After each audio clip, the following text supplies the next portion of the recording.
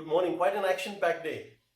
As expected, the all-party meeting on Delhi repeated the promises made by Home Minister Amit Shah earlier on, whether it was in terms of ramping up the testing capabilities of Delhi quite dramatically, whether it was building more hospital bed capacity for the city, which is reeling under the lack of capacity right now. But these are promises. What are the chances that they will be fulfilled? We'll come to that in a minute. But first, some other spot news, some of which is quite disturbing. The rapid growth of cases in Chennai has led to the city government there, to the state government there, declaring another lockdown. So, Chennai used to be growing at about 426 cases a day in May. I mean, the fresh cases, there were about 426 fresh cases a day in Chennai in May. And this rose to, in the first 15 days of this month, to 1176. So that's a dramatic increase. As we've talked about before, Chennai and Delhi are now equaling Mumbai when it comes to the number of new cases. The other big problem is in Mumbai.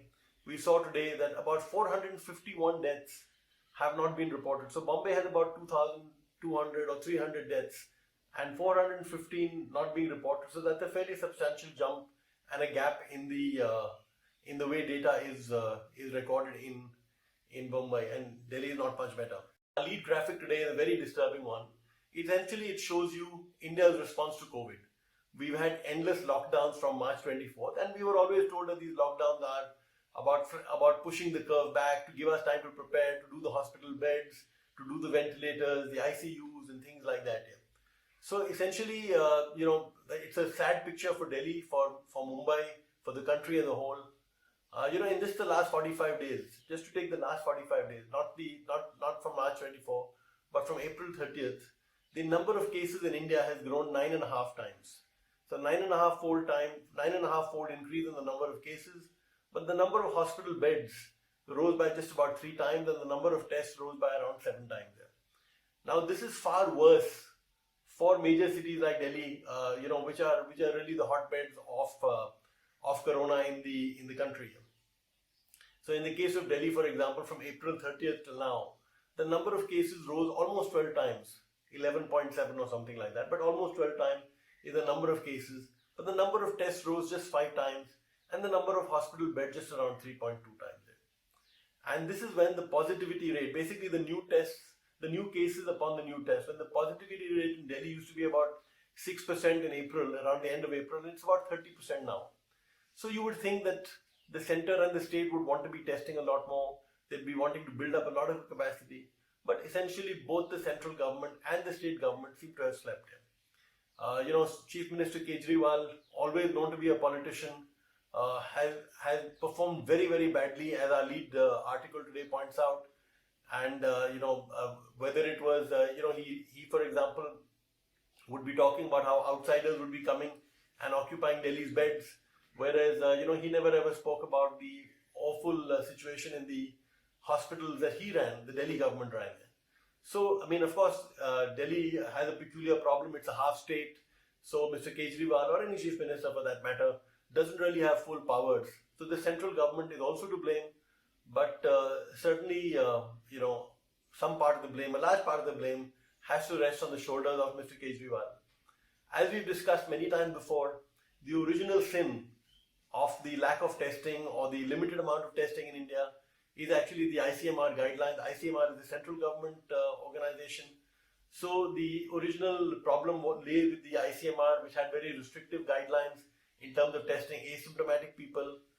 And while Mr. Kejriwal, tried to further make those guidelines even more restrictive, the fact is that even now, the Home Minister Amit Shah or anybody in the central government has not removed that restrictive ICMR guideline. Until that is done, it is difficult to see how really the government in Delhi is going to be able to ramp up testing in the way that the Home Minister has promised it. Just to cite one number on the occupancy rates that I was talking to you about, the Delhi government hospitals, the occupancy rate is a mere 32%. 32% essentially because Delhi government hospitals don't have enough nurses, enough doctors, and the occupancy rate, just to put this in perspective, is around 80% for central government hospitals and about 70% for private sector hospitals. So if Home Minister Amit Shah, who now seems to have taken control of Delhi, if he has to deliver, he has to pull out several rabbits from his hat. For example, clearly he needs to have a lot more hospital beds there. So the Delhi, if you go by the estimate given by the Delhi government, needs about 88,000 proper hospital beds by July 31st. There aren't that many beds even with the private sector. So, even if you commandeer private sector beds from hospitals, that isn't going to do the trick. Your hotels will not give you hospital beds, they'll give you at most quarantine centers, so that doesn't solve the problem. Whether Mr. Shah likes it or not, he will have to call out the army, have to be asked to make field hospital. But, essentially, as our second article today by former bureaucrat Gajendra Haldia points out, essentially we are leading the COVID war, we are fighting a COVID war, and there's no general in charge. So that's a serious problem. And the second problem that Mr. Amit Shah is going to face is really that of doctors and nurses. We already have a crippling shortage of doctors and nurses in the country, in the capital. And now if you're going to increase the number of hospital beds to 88,000 by the end of July, Mr. Amit Shah is going to be hard pressed to be able to figure out, where to get those extra doctors and nurses. A related point here is that Mumbai's response to COVID has always been problematic in the sense that even now, despite all the capacity that is being created, hospitals there are running at about 89, 90, 95% capacity utilization. I think ICUs are at 99%. But the one thing that everybody seems to acknowledge is the hard work that the municipal authorities in Bombay have done when it comes to checking the spread of the disease in the slums. Keep in mind that when the infection reached Dharavi, everybody said now it's going to spread like wildfire, and for some reason it hasn't. In fact, we have a Bloomberg report which basically talks about how the municipal authorities in Mumbai, in Dharavi itself, they knocked on 47,000 doors and they scanned 7 lakh people. That's about 70% of the population of Dharavi. So the Mumbai authorities scanned 700,000 people. So, that's the kind of work that we need to do in Delhi. Now, the Home Minister Amit Shah, during various elections, is supposed to be the master of booth management. He has BJP workers monitoring every booth, getting voters to vote and things like that. So, whether he's going to be able to pull off something like that with BJP workers or with our volunteers is not clear. But if he wants to do contact tracing of the type that is needed to prevent the infection from spreading even faster, he will need to do something like that. If we needed any proof, moving away from Corona, if we needed any proof that the current collapse in the economy is not something new, it's not a Corona-driven thing. Corona just speeded the process. But this collapse has been going on for a long time. Our second lead story gives you enough examples of precisely that. For 6 state governments for which we have data for the full year, we basically seen a 7.6% fall in state government capex, and this grew by about 10.5 or 11% in FY19. For 14 states, we don't have data for the full year. We have it for 11 months. For those 14 states, the government capex is absolutely flat, and it grew at about 20% in FY19. So essentially, the economy was in deep trouble even before Corona came. Corona just speeded up, which brings us to the question: how easy is it going to be to get growth back in FY22, and how sustainable will it be? Now, clearly, if you're going to grow at, if you're going to contract by -5%, getting some kind of growth back in FY22 is not difficult yet. But the question is, how sustainable will that growth be? I think what Corona has done with the fear of job losses, salary cuts, I think the consumer boom or the consumer sort of boost to the economy is going to be over for a very long time. The government's record in implementing reforms has been quite poor. In fact, as we've documented in so many cases, the government has actually been very, very anti-investor in many ways here.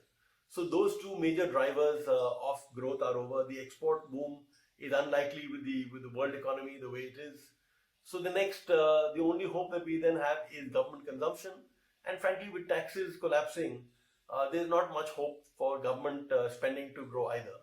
So the big thing then has to be a deficit. Government has to be borrowing a lot from, the IMF, the World Bank, ADB, a lot of people like that, and come up with a big infrastructure-led plan for the next 4 or 5 years. In fact, that is really what the infrastructure pipeline that Finance Minister Nirmala Sitharaman had unveiled some months ago. That's really what that was. That was a big public sector-driven capex plan. So that's really what India needs. The problem with that capex plan was that it needs a lot of reforms in sectors like power, and frankly, that hasn't happened. And apart from a few people in the government, there are very few people outside who believe that this is going to be India's 1991 moment. Remember when Corona came, everybody said there's going to be big reform. This is like 1991, but we're far from that. At least so far in the last few months, we haven't seen the government, show the kind of urgency that it needed to reform. Tata Motors has just declared almost a 10,000 crore loss in Q4 alone. So that tells you a little bit about what's going to happen to India Inc.'s capex. There is some action, as our stories show. I mean, DLF, for example, has started doing revenue share packs for tenants. So there's some activity back in the malls. But it's going to be a long haul. We still need to see whether consumer spend is going to grow here. A nice story is after work from home, Kerala is starting what they call work near home. So, whether it's the houseboats or whether it's, other empty buildings, essentially what the government there is trying to do is to create co-working spaces so that the IT professionals particularly can start working from near their house. So we've got to see how that goes because as we've already seen co-working spaces, co-working firms across the world and in India are doing very badly. So it's not clear as to whether the Kerala government plan is going to work. What the Kerala government is telling us is that essentially you need to move your work closer to where workers live. And while that's still possible in sectors like IT, it's going to be very, very difficult to do it in the manufacturing sector. But that will need to be done. So that's something that India Inc. is probably trying to wrap its head around. And you can be sure that over the next few weeks, over the next few months, there will be some moves in that direction. Because if that doesn't happen, if India Inc. is not able to move work closer to where the workers are, you're going to have an odd situation. You're going to have wages collapse in rural India because there are too many workers out there. And you're going to have wages rising in urban India, which can then, slow down the recovery to whatever extent there is. An absolutely must-read article today is that on the op-ed page of Financial Express by former TCS Vice Chairman S. Ramadorai along with Arvind Singh. Basically, this is on the high-tech opportunities that await India in the health sector. Now, the problem we know in the health sector, Dr. Devi Shetty, Dr. Srinath Reddy have been pointing this out for years. Basically, we over-medicalize, the thing. Even nurses cannot even prescribe, crocine and things like that. We don't allow, we don't. Anesthesia has to be given by doctors. The nurses can't give it. We have our engineering, our colleges, our medical colleges are over-engineered. They require too many doctors. They require too much equipment, which basically makes medical education very expensive. So these are issues that these eminent doctors have talked about in the past. We've talked about them. We've covered them in Financial Express earlier on. But what Mr. Ramadorai and Mr. Singh do is they get part of this, get past this, and they talk about some truly fascinating tech inventions or innovations rather. Some of these are already in use by the Arvind Eye Care Center, Shankar Nethralaya. So we've seen them before. What this article does, it talks about the need to increase capacity for local capacity, whether it's PPE or masks or things like that. I have some very interesting figures here in terms of the growth that we've seen. I think the Prime Minister also mentioned this in one of his speeches to the nation. In the case of PPE, for example, we produced about 6 million pieces before the corona crisis, and we're doing about 215 million today. Now, these are of somewhat uneven quality. They're not all top class, but that's a massive improvement that we've got. So the article talks about that. Then it gives some very nice innovations, nice examples of innovations, which will stand us in good stead in the time to come. O2matic, for example, is an oxygenator, basically an oxygen creating machine. But unlike the ones that we are all scrambling to buy nowadays, this one doesn't use power at all. So it's going to be tremendous use in rural areas. And there's Niramai. Niramai is basically a portable, non-invasive breast cancer scanning solution.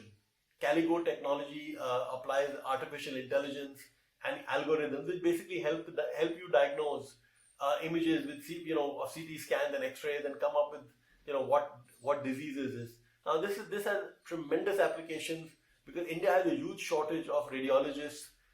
So if you're looking at interpreting scans and especially in rural areas, this is really the kind of work that this is the kind of innovation that we need, and it's going to stand India in good stead. So the battle against Corona, as we've been seeing, has reached another decisive phase because suddenly the growth rates in places like Delhi are spiking up again, and our political class we don't know, our political class may just be ready to finally start responding properly, and our techies, as we're seeing, are coming up with some fascinating solutions there.